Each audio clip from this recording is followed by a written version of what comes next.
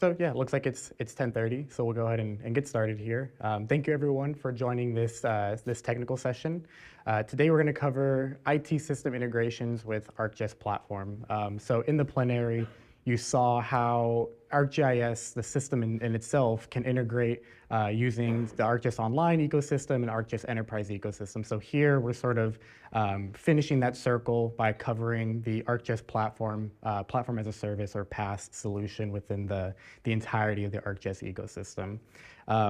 So with that, my name is Nico Loza. I'm a solution engineer here at Esri, supporting our technology sector, so focusing on our developer tools and location services, along with my colleague here, Russell.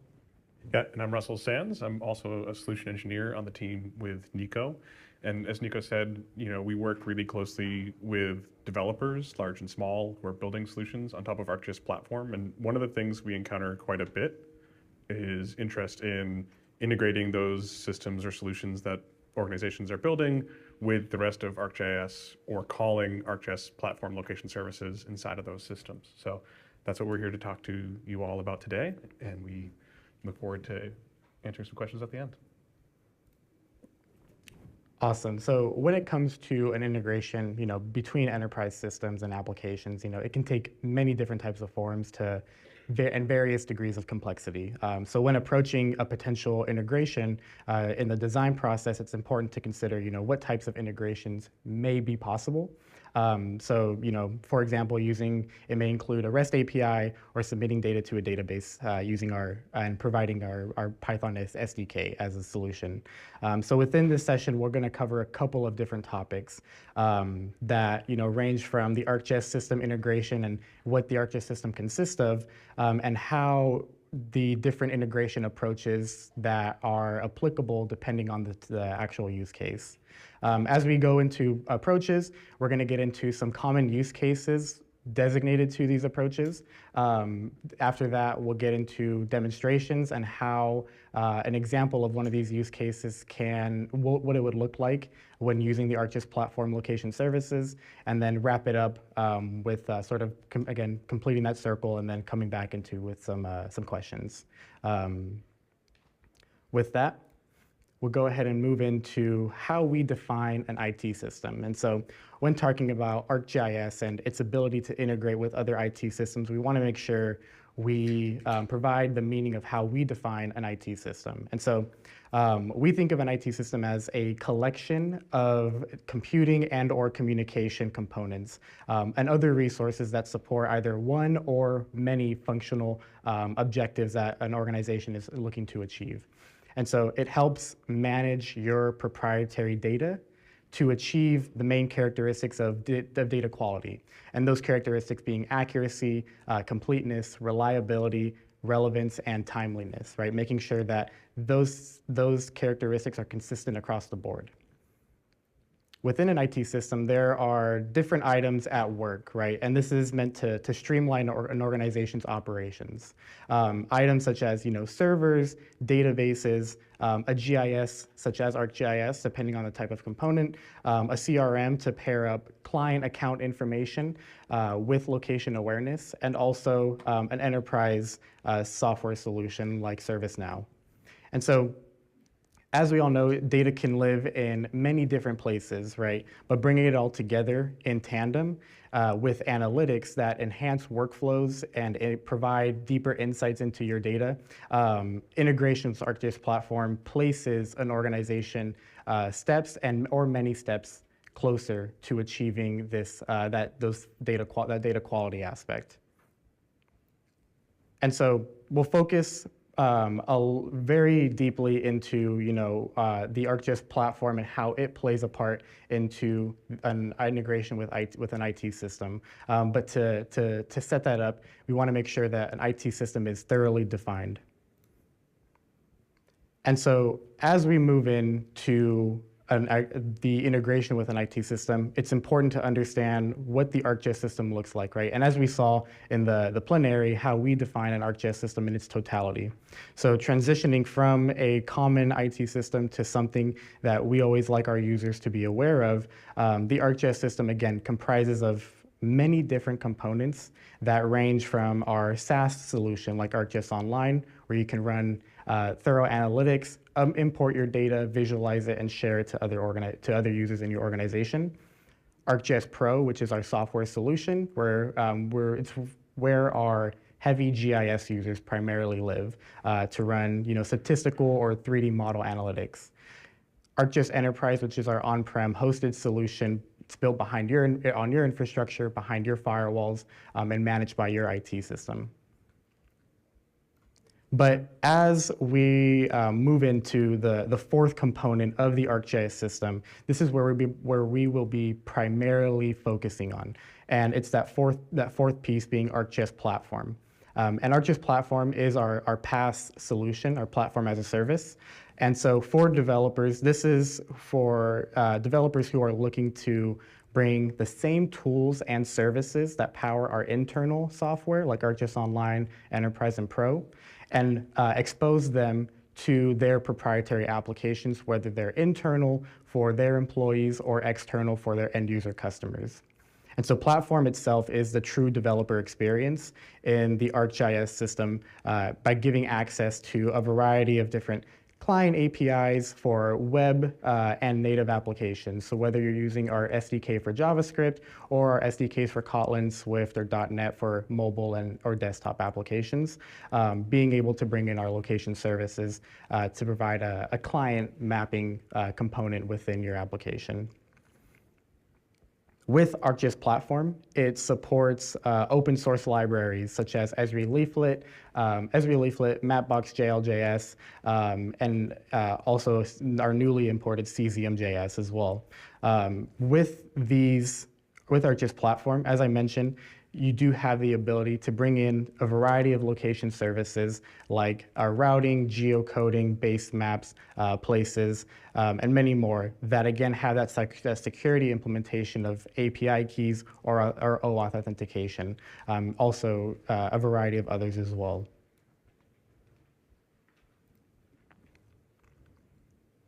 So now that we have the basics, the basis of what an IT system consists of and what an ArcGIS system consists of, when thinking about pairing these two systems together, you may think, where can you go as someone who's approaching an integration to get that basis or that foundation of understanding how to start with or where to start?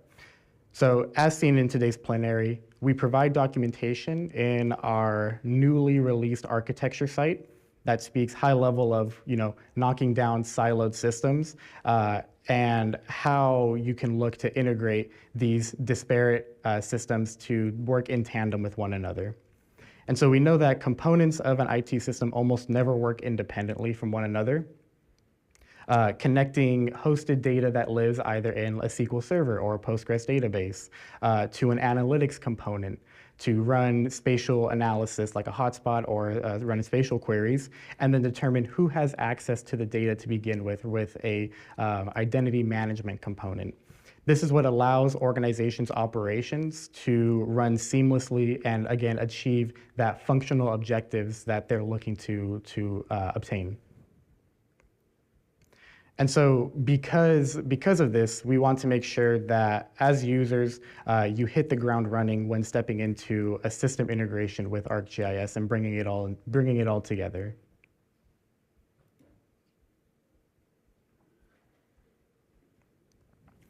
And so as you had seen in the plenary, there are a couple of pillars that we define within our integration, within our system architecture integration, from security to automation to integration. But within the integration piece, there are different tiers that reside. So the first tier being the presentation tier. And so within here, it's focused on user interaction.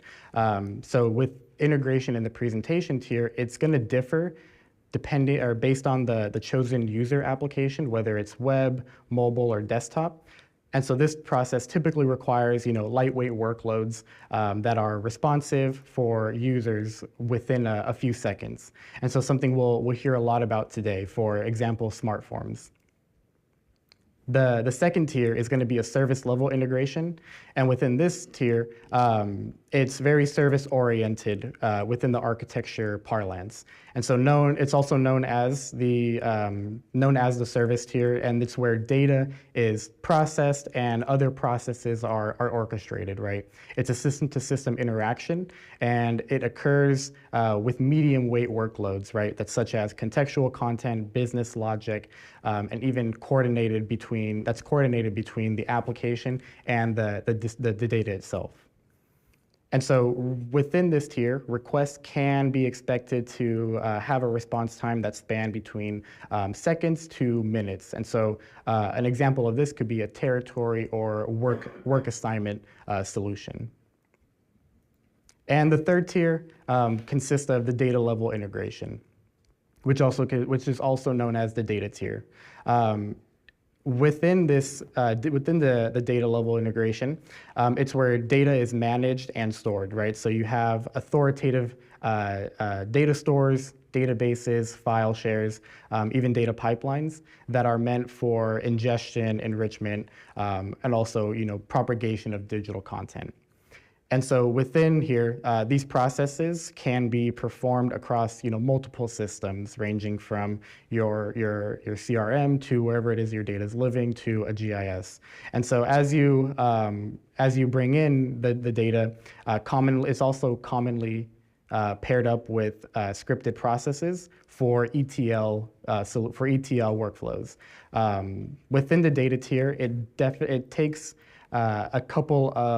it does take time within the span of minutes to hours to complete. And a workflow within this tier could be an example of geocoding an entire database for standardized data across the board.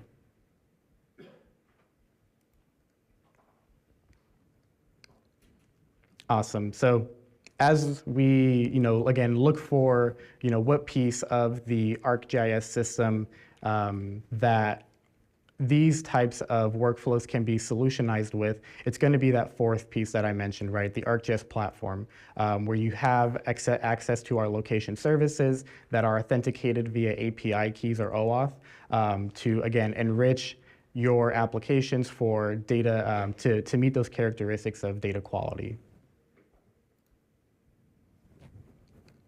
And so looking at the ArcGIS system in its totality, there are some questions that may cross the mind when thinking of which integration level to approach and which place to begin with. So some of these questions are ones such as, who is the intended end user? Also, who manages the infrastructure? What's included? How are content and services secured? And also, what are the options for developers?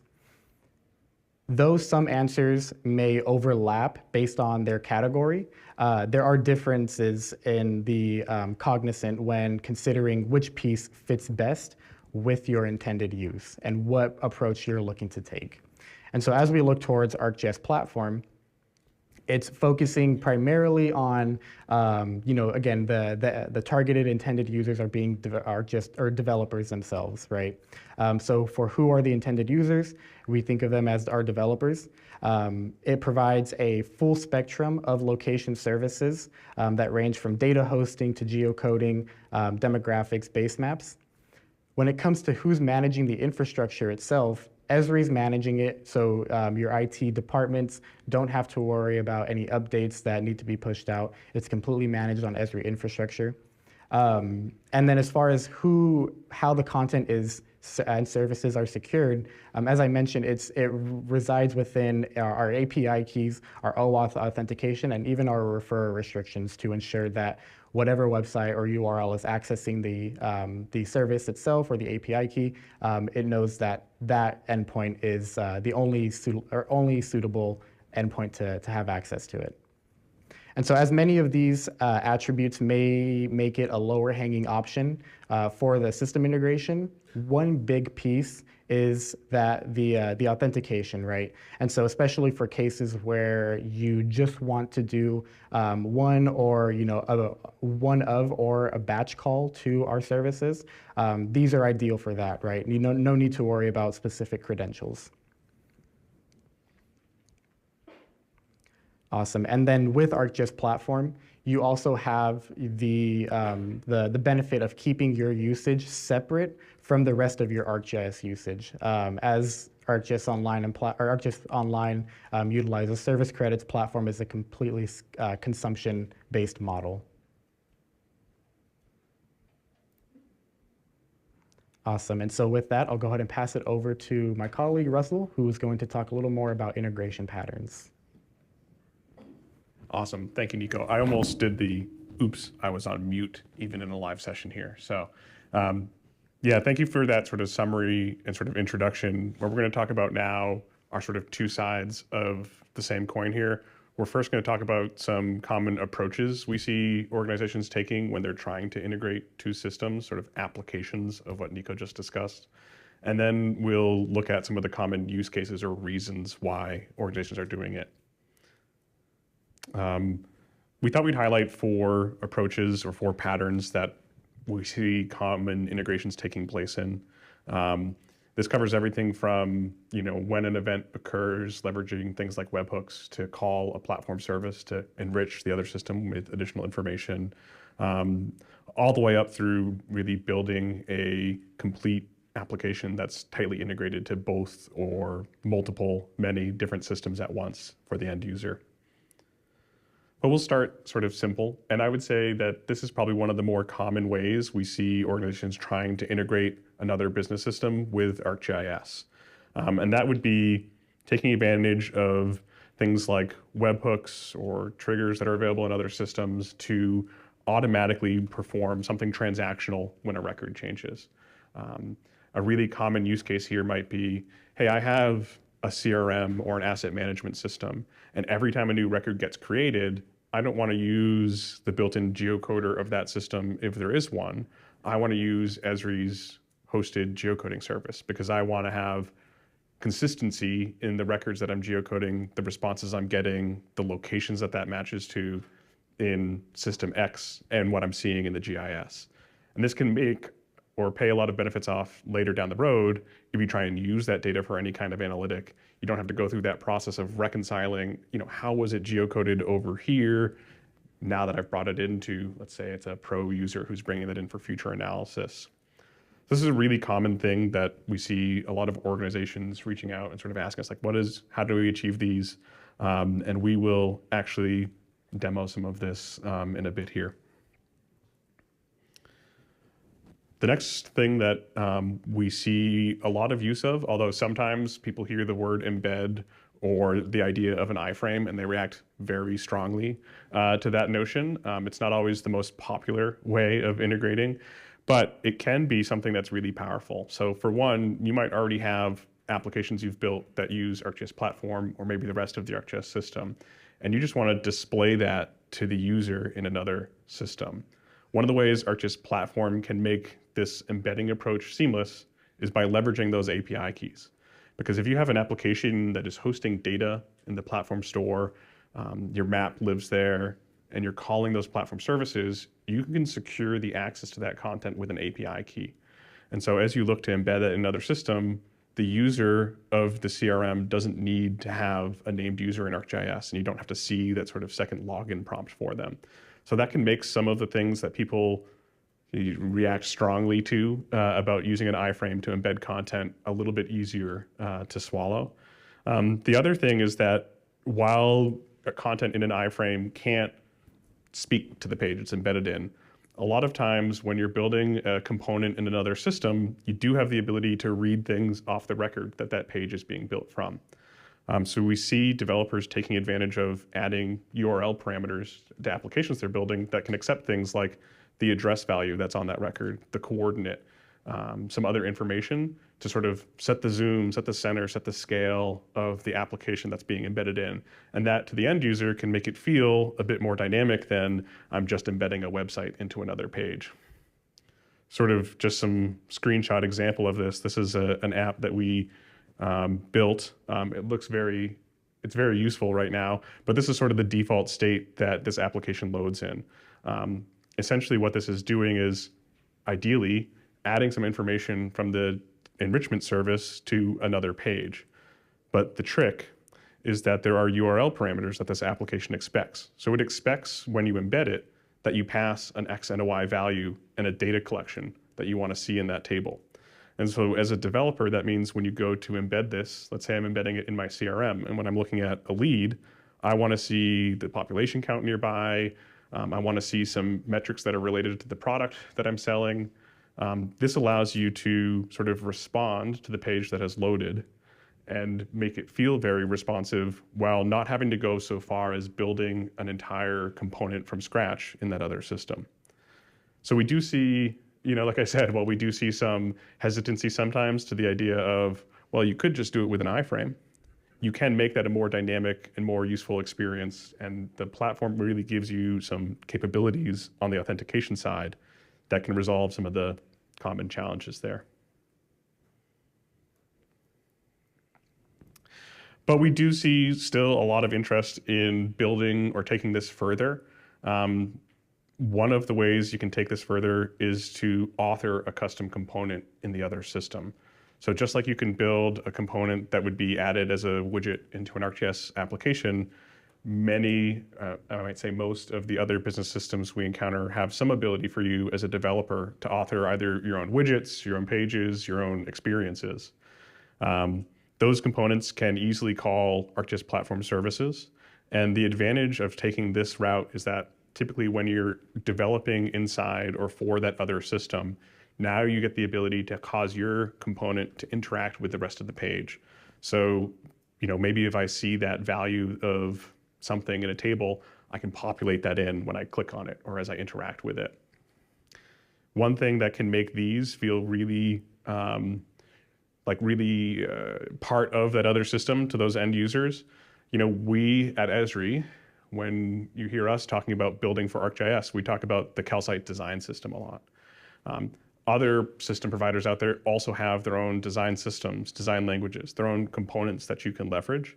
And so if you want the application that you're building when it's calling all of these great location services to really look and feel like a natural part of that other system, taking advantage of, or even, I always like to just sort of search like, hey, does system blank have a design system that I can take advantage of? Can I make this component feel less like something that's coming from the GIS world and more like a natural part of that asset management system or the CRM that I'm trying to target for?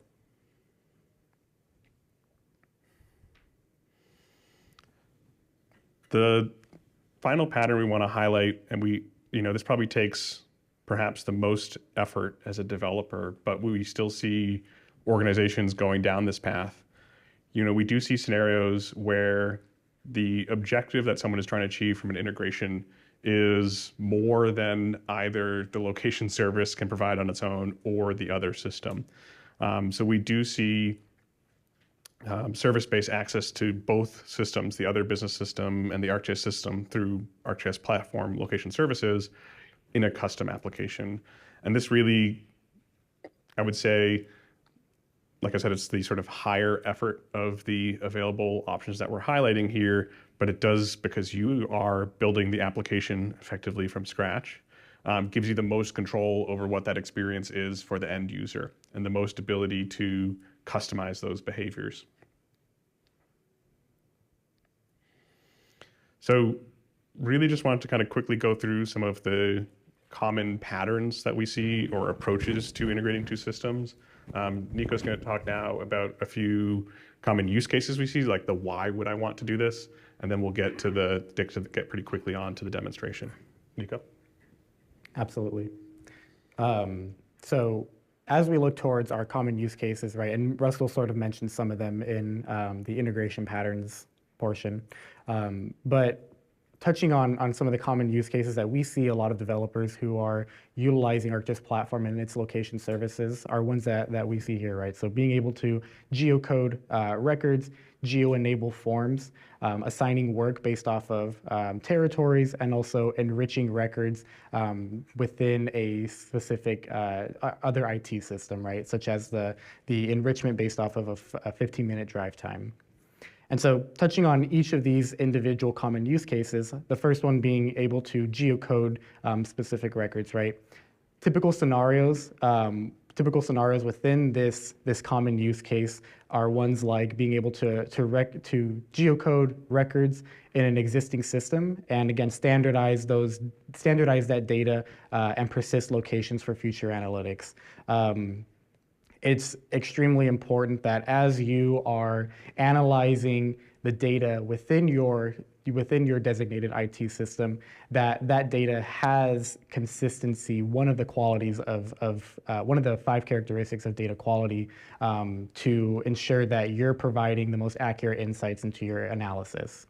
Also being able to geocode new records as they're added to standardized addresses data. And again, continue to persist those locations. So not only the existing fields and data sets within your environment, but as new data comes in, ensuring that data is following those same standards and practices as the data that's already been geocoded. And so a good example of this is with our being able to geocode Salesforce records using items like our ArcGIS connectors for Power Automate. As we saw in the plenary, there's a lot of integration happening with Salesforce. But when it comes to geocoding, we do have tools on hand that allow you to streamline these processes and make it feel a little more out of the box. Moving over to being able to geo-enable forms. Some typical scenarios are ones like providing type ahead address suggestions, autocomplete based off of the form's address and how it matches to the geographic location, and also providing users with a list of suitable options based off of their location. So within our ArcGIS client SDKs, we do have a variety of functionality. One of them being our auto suggest that will provide a variety of options based off of how the address is currently being formatted in the search, or to ensure that, again, you're providing consistency as a user searches for an address. And so an example of this is one that you see on the screen. So as you're filling out a specific form or creating an account, and ensuring that the format of the address and all of its different parameters are accurate, providing options for the users to select from a drop-down list. In the case that there's a common thread of users inputting addresses, in an unstructured format than how your current data looks.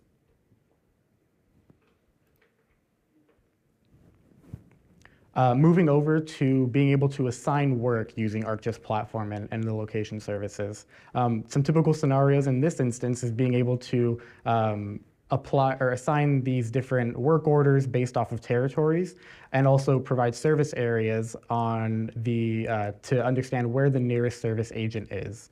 Also ordering and assigning tasks using our routing service. So within something like a work order management system, understanding which employee is nearest to a specific order by using our service areas to run something like a buffer or a 15-minute drive or walk time. So that way, assignments of that work gets completed within a timely manner, and ensuring that your operations are moving effectively and in the most efficient way as possible.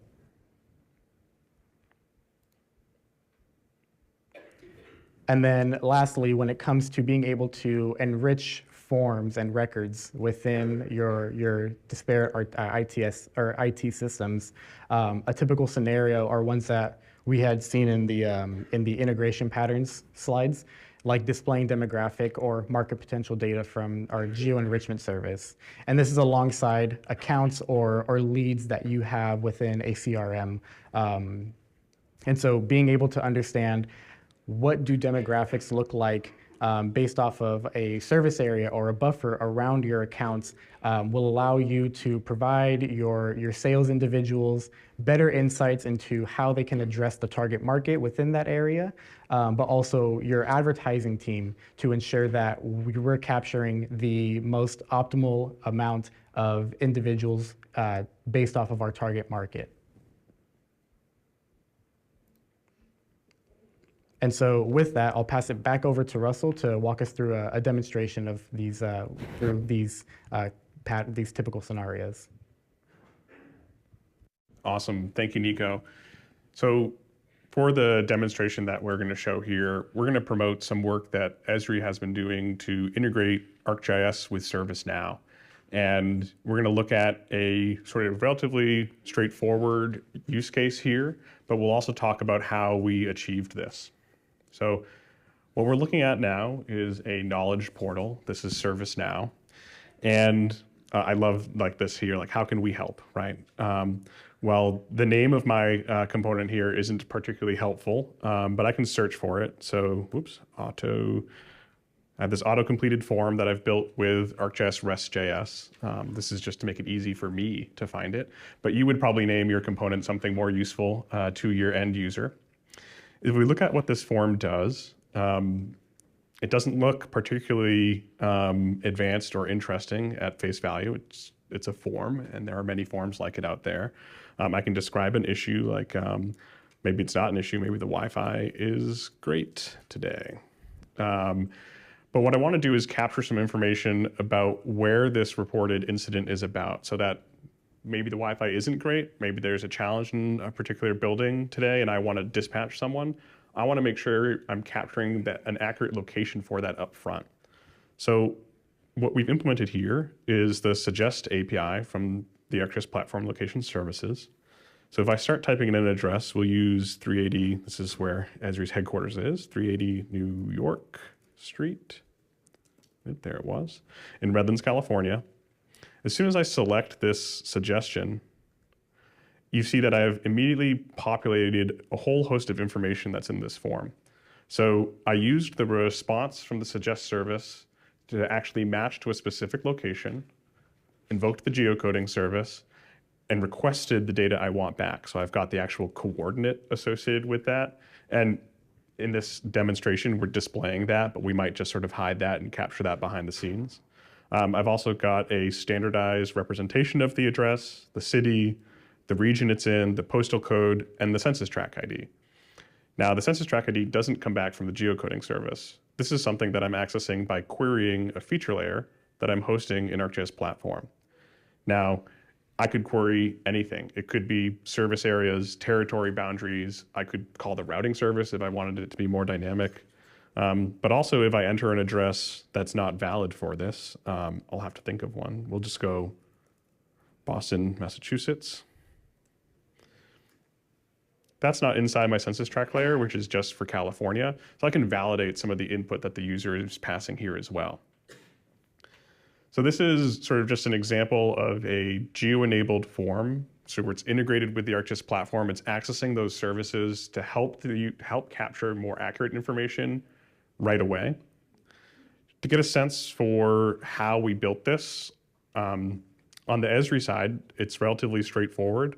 We're using a library called REST.js. If you're not familiar with REST.js, it's a lightweight collection of modules that make it really easy to interact with the platform location services. And I would say sort of by comparison to the full JavaScript SDK, this is a lot easier to access and work with. So for example, if I want to authenticate with an API key, let's pull up this page in the documentation here. Oh, a little slow today. Maybe the Wi-Fi is not great. If I want to authenticate with an API key, if I come down to this sort of sample, you can see that it's as simple as referencing the relevant part of REST.js, and I just get this sort of one line to authenticate. If I want to then geocode that, there's a great example in the documentation here that really highlights how simple this can be. So here I am referencing my API key, I create my authentication, and I call the geocoding service. I can pass, there's a sort of set of default parameters that it expects, but I can also pass any parameter that the geocoding service expects. So if you want to get really precise in category filtering or take advantage of some of the features offered on the REST endpoint, you can do all of that through REST.js. And it really gives you these very simple ways of interacting with the platform location services. And it is, I would say, particularly useful when you're looking at calling them from another system. So that's what's being used in this form. How are we actually creating this inside of ServiceNow? To do that, I'm going to open up ServiceNow Studio here.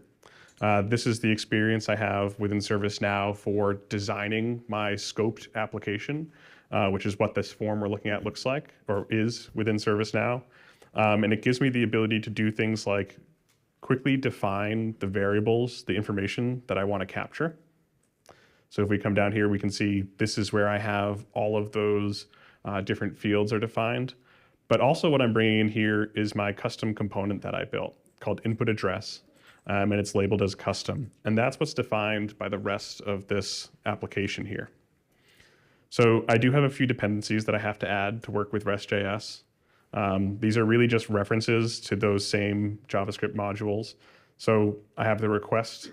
This is how I'm handling authentication, geocoding, which provides access to the suggest and geocoding service, and layers, which is where I'm getting, or I should say it's the feature service bundle, but this is where I'm getting the ability to make queries to those layers. The widget itself is, I actually think this is pretty neat within ServiceNow. If I edit it, and I'll make this a little easier to look at in a second, but one of the nice things I have in ServiceNow here is when I'm editing this widget, I have access to my HTML template for my widget, the styles, and both the client side and server side code.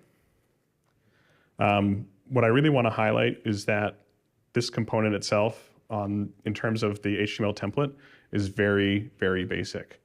It's a labeled input for an address, and it also involves, it references a data list that's where the suggested addresses are going to get placed. Within my JavaScript on the client side, this is where I'm interacting with ArcGIS Platform Location Services through REST.js. So if we take a look at what's happening here, it's going to look a whole heck of a lot like that documentation because it really is sort of just as simple as the documentation shows. So here I am referencing my API key. The API key is stored securely in ServiceNow, so I can reference that within this application scope. I access my input element as well as my data list. And then what I'm listening for are events on that input. So every time the user is typing a key in, I'm trying to tell whether it is the enter key, in which case they've hit enter on that string they've put in, and I'm just going to geocode exactly what they've given me and give them the best response back for it. But if they are just typing any other key, we're going to show them a list of suggestions so that we can hopefully, direct them to taking one of those suggestions and working with it.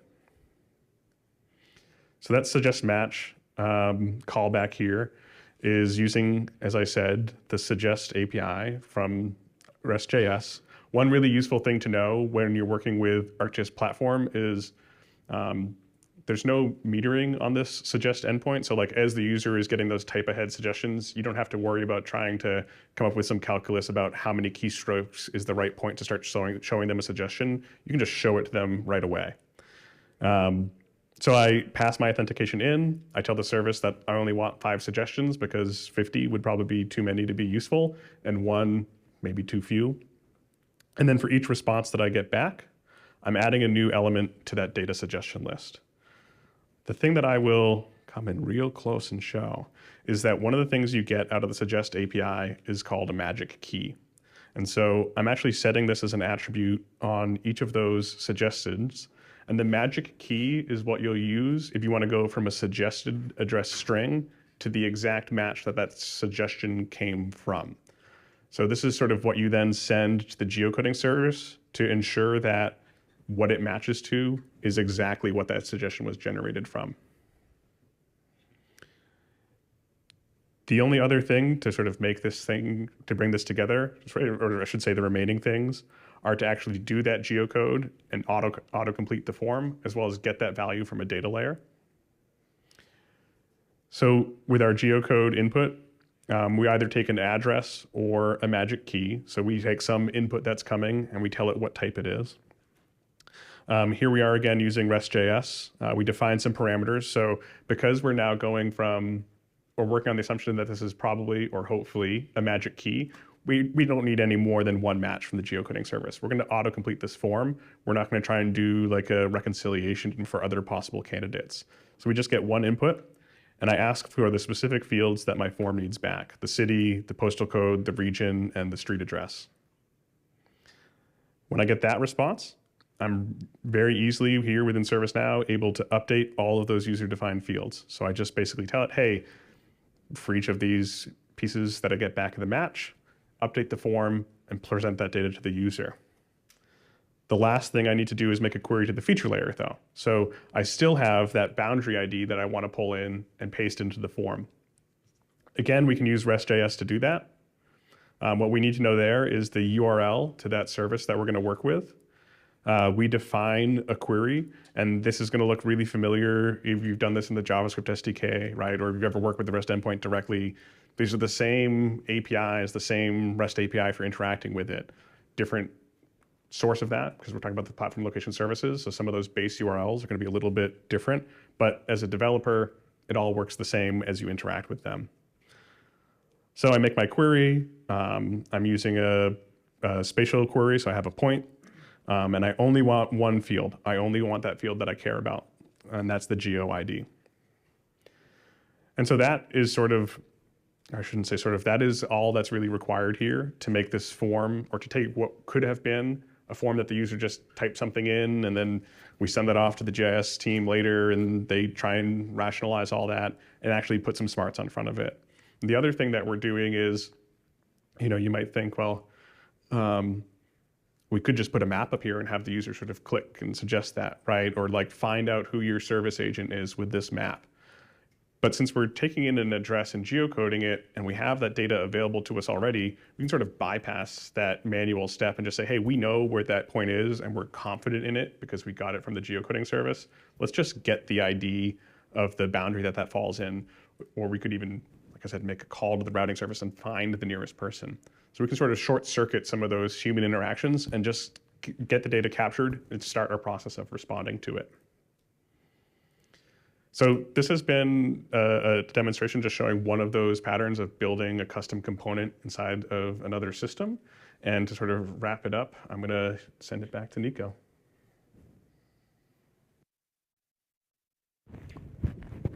Sorry, I should have had my mic turned on before. Sorry about that. Yeah, so as we wrap up this session, we want to remind our users who are approaching an IT system integration with ArcGIS to remember those, keep in mind those 5 questions that determine what approach you take, right? As we had mentioned before, who are the intended end users, who manages it, how are the content and services secured, what's included, and then what are options for developers. As we move forward as you determine which approach is most optimal, what we want to remind everyone in the sense that across the board, as I mentioned, there are some overlapping answers, but across the board, when it comes to options for developers, they reside in our common sets of APIs and SDKs, right? Depending on the type of application that's being built or component, right? If it lives in the web, utilizing our JavaScript SDK or REST.js. If you're building a mobile application for iOS or Android, utilizing our SDKs for Kotlin or Swift, and then desktop applications for .NET, Qt, or Java. There's a host of variety of options and libraries that developers can pull in to meet their ultimate standards and of utilizing our location services that come from ArcGIS Platform. So ensuring that, reminding yourselves that as developers, we have access to, the variety of solutions that ArcGIS in its totality comes with. And also, again, with hitting the ground and approaching this sort of IT system integration, there are some resources that we here at Esri provide to our users to make sure that they hit the ground running. And so it comes in the form of our that you saw in our plenary, our newly architecture site that addresses the variety of different integration pillars and what each granular aspects of those individual pillars consist of, as well as our Esri system integration repo on GitHub that actually Russell, you and our other colleague Thomas Fair have applied to. So there are a variety of resources, and we do encourage our users to go out, peruse through to make sure that they start off with very limited to no hiccups at all. And so with that, we always like to remind everyone that we value your feedback. So please, don't hesitate to share your feedback on these sessions and how we can improve, or what items you'd like to see in the future as we approach different enhancements within the ArcGIS system. So it's just a matter of going into the application, the events app. At the very bottom of the session, for this session, there is a survey that you can fill out by logging into your ArcGIS with your ArcGIS credentials. And then also connecting with us on different social media sites, ranging from Twitter to our GitHub repositories, our Esri developer community that has a variety of different community posts, and also our variety of YouTube channels, and our Esri media site that has sessions from, we'll have sessions from this year, but also sessions from past years that have a variety of different topics. So with that, we just want to thank you all for attending this session, and we'll go ahead and take questions now, but hope you guys have a great rest of your developer summit. But yeah, so question. Awesome, and I think we're gonna pass the microphone around. I think we'll try and. You don't need a microphone. Oh, okay. So is it consumption-based or not? It wasn't really clear. Yeah. Online is consumption-based for this platform. Yeah, so the question is ArcGIS Platform consumption-based? And I'll sort of tweak it to like, how is it consumption-based and how does it differ from ArcGIS Online? ArcGIS Platform is a purely consumption-based model. So the difference there is, especially between ArcGIS Online, is that if you're familiar with working with ArcGIS Online, you sort of have to estimate your consumption up front. And you you sort of account for that consumption in credits that you purchase and you sort of draw down from. The platform as a service, ArcGIS Platform, is a different model from that. So rather than having a pool of credits that you draw down from, it's a model where it's consumption-based, and at the end of the month, you effectively receive a bill for exactly what you use. So you don't have to do that sort of estimating activity up front to make sure you have, 1,535 credits in your org, because that's what you're going to use that month. You just pay for exactly what it is you use in US dollars. But the credit is equivalent. Yeah. The codes are 1,000 for 20 credits. Yeah, the question is, are the costs like equivalent at the end of the day? The answer is yes, they're equivalent at the end of the day.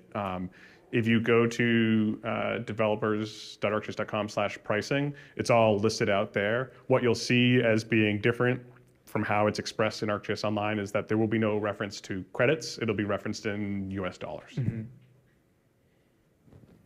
That's a very good question, and it invariably comes up with platform. Yeah, thank you. Are there any other questions here? Yeah. So you touched on integrating at the data layer. What would be a common integration pattern for syncing data from a CRM to like a hosted feature layer? Yeah. In near real time? Yeah, that's a good question. So the question is, we talked about integrating data, and sort of why would you integrate data from another system to ArcGIS? I think the one thing that I would say there is that, sorry, I'm just getting something up on the screen here. One of the things I would say is that most of the times where we see data flowing from another system to ArcGIS is for sort of visualization or analytic purposes. And so we didn't cover that in too much detail in the session proper, because I sort of snarkily put into the description that there wouldn't be any maps in this session. So that door sort of closed to us on accident, my fault. But we do see times where maybe the other system doesn't have the ability to visualize that data on a map.